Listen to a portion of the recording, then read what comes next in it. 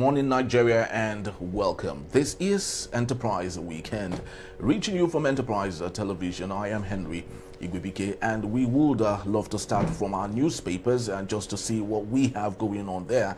And from there, we move on to our main conversation also for today. Do well to be part of what we do. Have a say in what we say. You can always find us when you reach us at enterprisetvnews.com. You may equally like, comment, and follow us on all our social media platforms at Enterprise TV7. I am very so honored to have with me, joining me live on our studios today is Shodinde Peters, a social commentator, public affairs analyst. Thank you so very much, Mr. Peters, for being here. Yeah, good morning, Aaron. Thank you. Yeah, all right, so let's kick off today with the Guardian newspaper. So many interesting stories we have going on there. The Guardian newspaper, it is. Big story, International Day of the Girl Child. Mixed grill of barriers leaves, shapes lives of Nigeria's tender angels. And on the top strip, we have other interesting stories. Enugu governor, assembly members, councillors set to defect to the APC on Tuesday. And we have other stories. Oshun Debaku, council funds intact with us, UBA tells court. And also on the issue of the pardon, my pardon signifies a new beginning, reconciliation with destiny, says Lawan, and so many other interesting stories. But I'd love to take the International Day of the Girl Child, Mr. Peters. I know we have made so many improvements with regards to equity, with gender and all, but do you still see some lacuna that needs to be filled with respect to allowing the girl child have as much opportunity as the boy child in Nigeria? Of course, yes, there will always be lacuna when it comes to gender imbalance. Okay. The women will always tell you they don't have opportunities as much as men. Which is true. You can even look at the National Assembly now. They are trying to look at a law whereby they make some seats, create some seats permanent for women. They are looking at that. Okay. But for the girl child in Nigeria, I think a lot has been done from where we are coming from. Okay. Back then in those days, you hardly find parents believe in the girl child's education. They believe that after a while you get married and belong to a man. So why invest in you and waste money?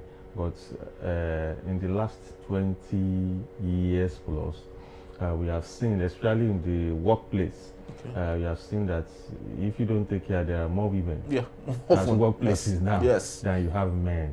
And because their tolerance value is better than us. With the advent of a change in our lifestyle, social media and everything, there are so many soft jobs women could pick up. You know, when we were growing up, there was nothing like makeover, makeup, all these people going all around. Some people even tie gele. Yes. They were not these housewives that you have to tie your gele back then. But nowadays, you find that even in just nails, people make a living. Even in doing party organization, Alaga here and there, people make a living. Yes. So you find a lot of women in that space. So for the girl child, I think a lot has been done from where we are coming from in the last century compared to where we are now. It can only get better. You can also see the First Lady going all around schools. I think I saw about ₦1 billion for sanitary towels for schoolgirls that they're about to share all around the country. A whole lot. So many interventions for the girl child. What still baffles me that in northern Nigeria... Exactly, because that's... I was just waiting for you to land so we can go to the northern part of Nigeria. And I want to ask you the place of religion, right, in all of this. Yes. I personally do not think for northern Nigeria it is religion. Because you find the rich. You find the ones that are actually opportune, who are fortunate. They don't marry their children out very early. Their own children go to school, their own children graduate, their own children get all the best of jobs. Same religion. Okay. But there are ways to keep the, just like what Lamido Sanusi has said, enough of all these religious schools that we build, teaching children to get married and so.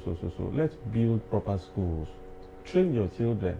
Lamido's daughters are doing well. Very well. They are Yes. abroad, schooling, university. Dangote's kids, they're all girls, girls, and they are all running the father's company. Industry. Yes. Same religion. So I don't think it has anything to do with religion. It is personal and it is cultural. I think for them, a lot still needs to be done. I can remember the Jonathan years. He spent so much trying to start these Almanjiri schools so that they could have access.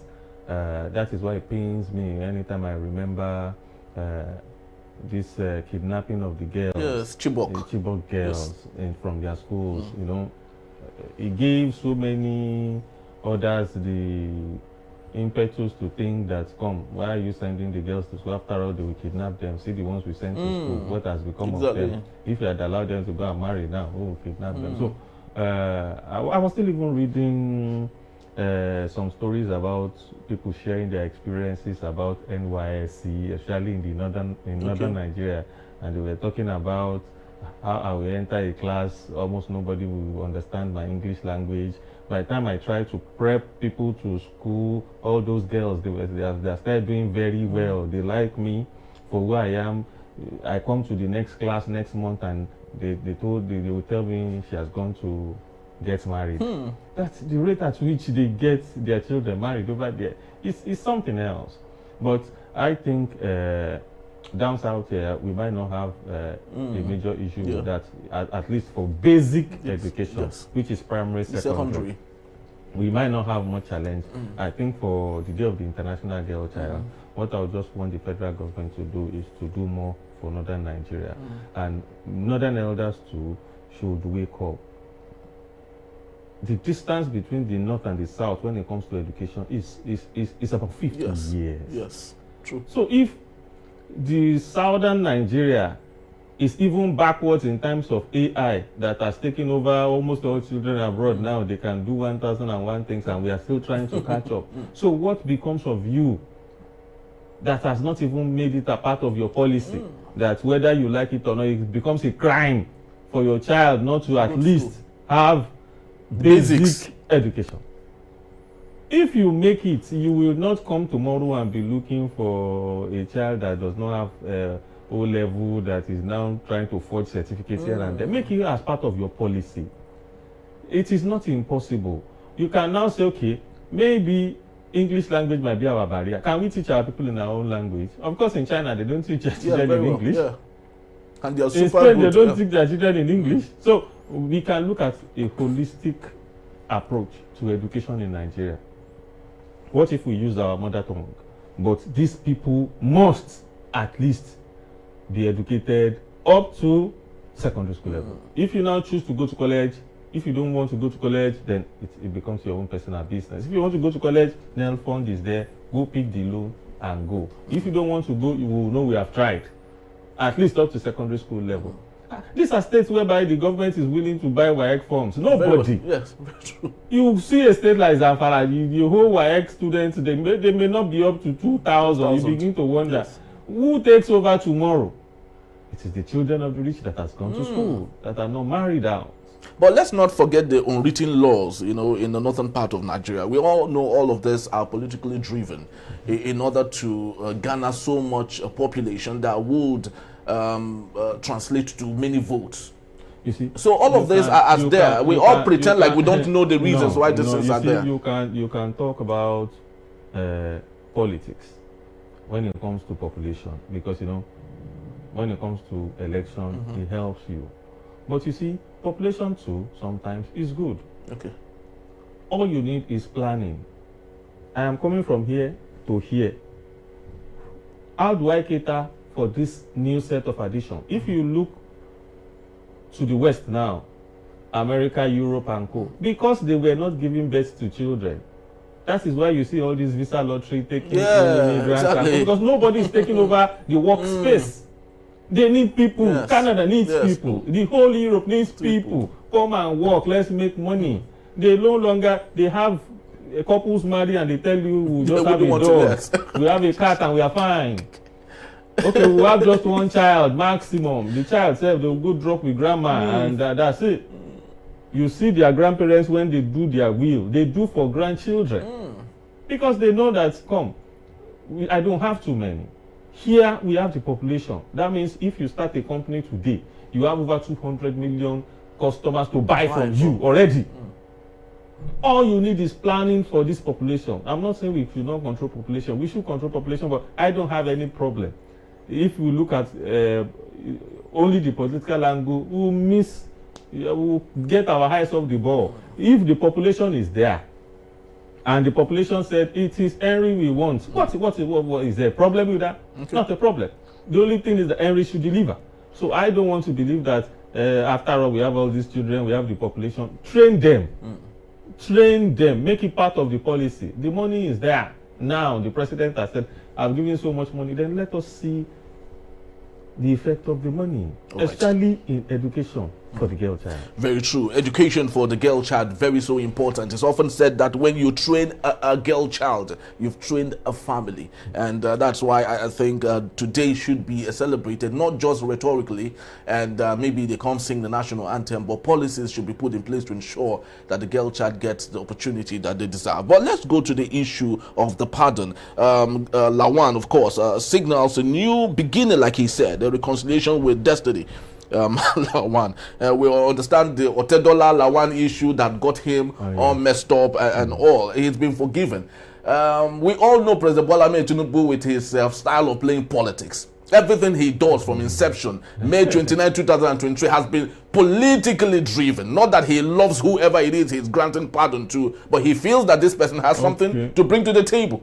As far as I'm concerned, we cannot be too sure of what you have just said, because there's a committee, the presidential committee on prerogative of mercy that did the job and submitted the recommendation to the president. During Buhari years, he forgave Joshua Dariye, who was also corrupt. He forgave John Lee Yame, former governor. You see, whether we like it or not, look at Trump. Trump got there, and all the people that were formerly convicted, because they were his people. The insurrectionists. What did he do? You see, the president has powers, and whichever way you think he's using his power politically, if you were the president and you know that I'm going to benefit from this person, or if I do this clemency now, it will help me. Look at the Ogoni people. Of course, yes, they will be happy with him. Some might see it as, well, okay, this guy is doing the right thing because these guys are so. Some will see it as political. You need votes from the Ogoni people. So he's a political person.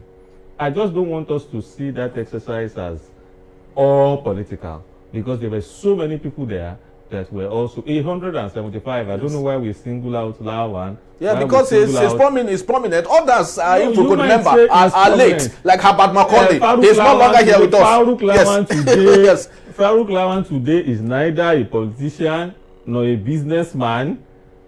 He's just like any other citizen. So I don't know the number of votes Farouk Lawan will give Tinubu than other people in the states where he came from. For Farouk Lawan to come out has, let's not forget that this man has lots of political might, political value. You see, before now he has political value before now, but because of what befell him, of course, yes, other people in the states are taking over. So you mean he can't reignite? You mean he can't reignite that? Yes. There is nothing Farouk wants to do in the states today without the permission of his governor. The governor is the leader of the political party in that state. I'm not saying Farouk does not have clout or would not be able to if they bring him back to the ministry, but it takes time. It's not that he will be the one to come now and make sure that Asiwaju or the president wins anything anywhere. No, he only had his quota to it.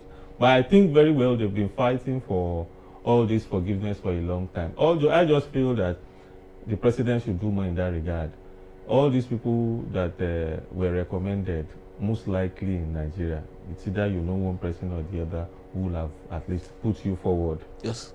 There are so many people in our prisons awaiting trial. Yeah, because people mentioned that have no business. Yes, because people mentioned those are the type of ones I feel beautiful that truly do deserve the clemency. They should look at it. Yes. Why would somebody be awaiting trial for theft of a mobile phone for 15-20 years? That is madness. So those are what I expect that each state governor and the president, because the state governors also have the power.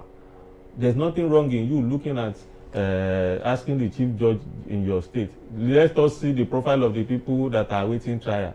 Which one does not have to do with killing or robbery or anything? Which one is just all these ordinary tests? Can we see them? Can we meet them? Can we try as much as possible to get them out of this place so that we even decongest? Yes.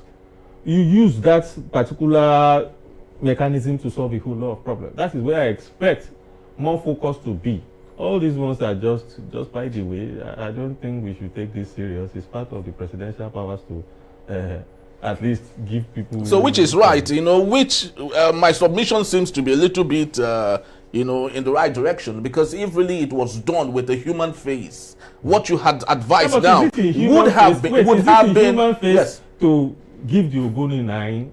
But they are late. Pardon. It doesn't matter. You see, because of that, yes, it could affect their family because their parents were convicted. Yes, it does in some places. If your family is still carrying the burden that your dad is a convict, people can use it against you. Yes. So don't say because somebody is dead, if he was a confirmed armed robber, for example, now let's say an Anini that was nationally known in Nigeria, yes, and you come out today and say, my name is Lawrence Anini Jr. I want to come for the governor of Edo State. People will remind you of your father. Some people can even go to court and see your face alone, I'm scared. But because the president has said no, this man was unjustly, just like Abati Macaulay, colonial leaders were the ones who convicted the man. him. And the man will be like, you colonial person come to convict my own citizens. On what? Just because the man is asking for freedom? No. Let's write off this part of history. So you see, all these tools that they use sometimes, you only need to read more, ask questions. Why do they do them? You will know the reason why. Tomorrow, nobody can say Ken Sariwa was a convicted person because all those things have been washed away.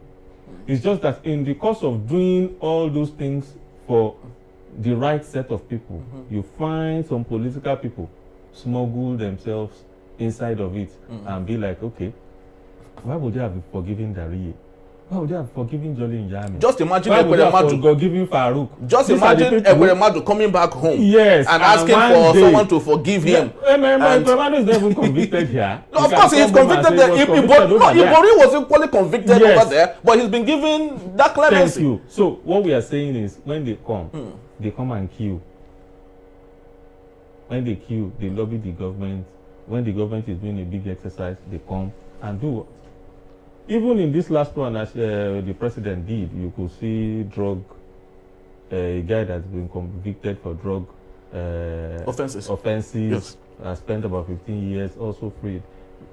Things like that. Maybe they have looked at it and felt like, how old is this man? Do you think if we leave him, he can continue to, or maybe big people who know about, who know how the thing happened, went to speak for him and tried to smuggle his name. So a whole lot of things happen underground, even with the committee. But you see, the president is a politician, number one, before you go to that seat. So you cannot expect him to suddenly be a saint or will not do anything that will better his political life. I don't know why people see any reason wrong. If it is any other person that is there, same thing he had done, they will also do. Okay. All over the world they do. So I don't know why it is a story. All right, they say politics is no righteousness, and that makes it a little bit scary, because when we don't humanize the things that we do in the name of politicking, it's a very big red flag there. But let's go to the Saturday Punch newspaper. Mba planned APC defection, tears Enugu PDP apart. He's set to defect on Tuesday next week. Is this not a classic definition of state capture? Because if eventually every Diri of Bayelsa is equally hoping to defect to the APC, how many PDP governors will be left? Maybe Adeleke and Muftuang of Plateau, and maybe what's the name of this guy, Taraba? It might just be the only people left. Of what importance then is our democracy and participation? Okay, thank you. So it has to do with our laws. The law of Nigeria today has not frowned at people leaving their political party for another. especially like the law had said, especially if there is problem in your party that will not allow you to achieve your aim and objective, you can always move to another. Our politicians has moved around. I don't need to start telling you. Is it Atiku, Abubakar, is it Peter Obi, is it all of them? They have moved from here. So there's no difference between APC, PDP, Labour Party. So everything is same. Politicians, by their job, by who they are, they go to where their bread is buttered. Since January, they've been talking about Uba moving to the other side. In fact, some people believe that is one of the problems that led to the falsification of the minister. Yes. In Naji. Yeah. He was like the leader. Yes, of the APC. Of APC in Enugu State. And the governor is coming. Immediately the governor comes, he becomes the leader of the party. He's a one-time governor. He needs a second-time ticket. The best way to do is to move to APC, where he is guaranteed a second-term ticket. Go and check most first-time governors. That was what the governor in Delta, Orobori, that is what he did. Because they had been promised, if you come here, nobody will drag primaries with you. But isn't it a shame? Automatically. No, it's a shame because this governor Mba has done awesomely well. In fact, apart from Alex Oti of Abia State in the southeast of Nigeria, Mba should be the best. Fine. So the question is, why can't we play politics of I deliver? People know I deliver. Even if I participate, even if I go to ABC party, people would vote for me. So why can't we play such kind of politics? So same thing you're saying is what he's doing. If I have delivered and I am moving to APC, just come with me. Don't stay with a party that has problem. I am doing well for you people. Forget where I go. This place that I'm going, in fact, I'm aligning with the center. More will come to us in this our relationship. Peters, this aligning to the center has not helped. You see? Omoeno of Akwa Ibom State has moved to the center and has become confused. No, he doesn't even know what he's doing. He was better off when he was with the PDP. People could see dividends of democracy. PDP is not the one telling him what to do. PDP is not the one giving him federal allocation. You see, if a governor is not performing, it is not about his political party. It's either his willingness not to perform or to perform. So that he is confused because he has moved to APC, all those ones are just looking for excuses. What is the difference? His allocations has improved. But he's more comfortable. It's about being too comfortable. No. You feel you have won the ticket and therefore you don't care what people say. They need to work. It's no longer there. You see, our law keeps evolving. Yes. Imagine yourself. You are in a Labour Party that has about 2 chairmen now. This one gives this list. This one gives this list. And election time. Alex Oti now, who will he align with?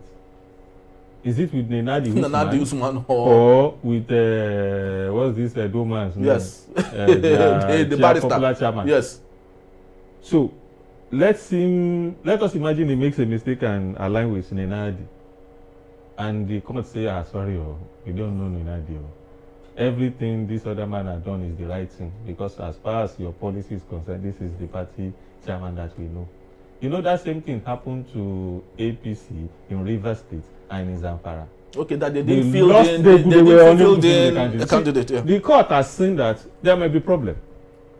So if you have foreseen a problem that can affect you as a person, and you can, it's not by force, nothing by force in life, you can move to the one that will give you comfort. So political parties should find a way to make sure that they keep their house in order. Tidy your environment. Less of all this bickering. You will only blame the opposition for taking over, but you are the one opening. Like people will say, if the wall is not cracked, lizard will not enter. Keep your house in order. Labour Party has refused to keep his house in order. Look at Peter Obi trying to move to ADC.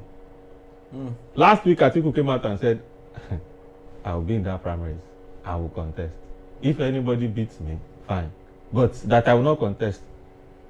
Immediately you start hearing that it's like he's weighing his options, whether or not to stay here or not to stay here. And why? Because almost all those political parties have one baggage or the other. And the greatest beneficiary has to be the ruling party, whether you like it or not. All they need to do is to create opportunity for them. That once you come to us as a first-time governor, your second-time ticket is sure. You become the leader of the party in that state. All your aides and everything, once you come, you retain your position. And that's why they announced Umba is moving with what? All his aides.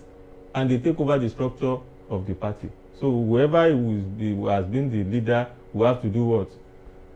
Step down. So all those type of things. And even if you're a second-term governor, we'll give you the opportunity to appoint your senators. And maybe a board chairmanship position will give to you. Do you see all those things? That is what political parties do. That is their job. Whether you like it or not.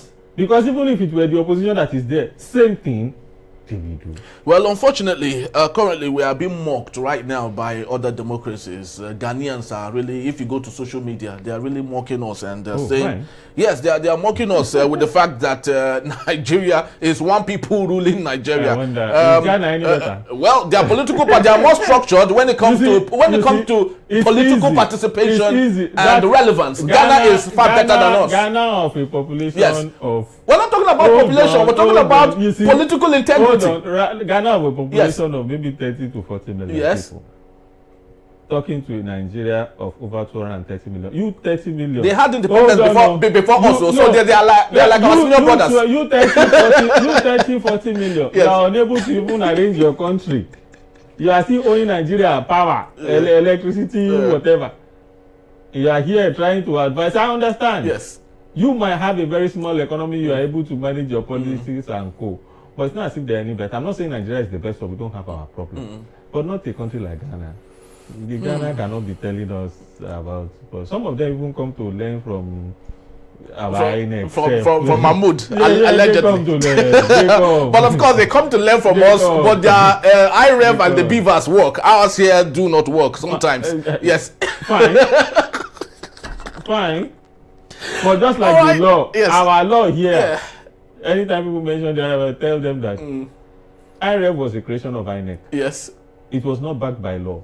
Okay. The law did not say compulsorily it was work. What IREV gives is what I will say. The law say, where's your form E8? Okay. Whatever you put in that form E8. So that was what the Supreme Court was asking the Labour Party when they got to the Supreme Court. That, okay, Oga, your form EC8 that your agents in all parties, do you have them? What is the total? You are saying you won. You give me your results. You have not even given me your results. What do you now want me to declare? Well, it's come see, so let us have the law. Yes. When the law makes IREV compulsory, then IREV will have nowhere to hide. I'm not saying that they are done well, but at the same time, you see, there's a way people benefit from the law, and they tell you that it is what it is. The lawyers cannot manufacture. Of course, they didn't call you to come and bring your case now. It's the politicians that woke up and say, I will go to court and enforce my rights.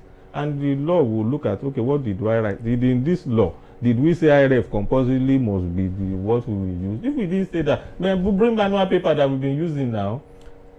All right. Well, we hope the onus actually is on the new INEC chair, Amopiton, and we hope that he will do something. People see him as a very credible person. He's been very astute when it comes to what he does. We hope that he would place that also as he runs the INEC now. But Mr. Peters will still be here to take us on our main conversation. When we return, students face homelessness as university hostels shortage worsens nationwide. In the Beat Still Enterprise Weekend, don't go anywhere. I'll be right back.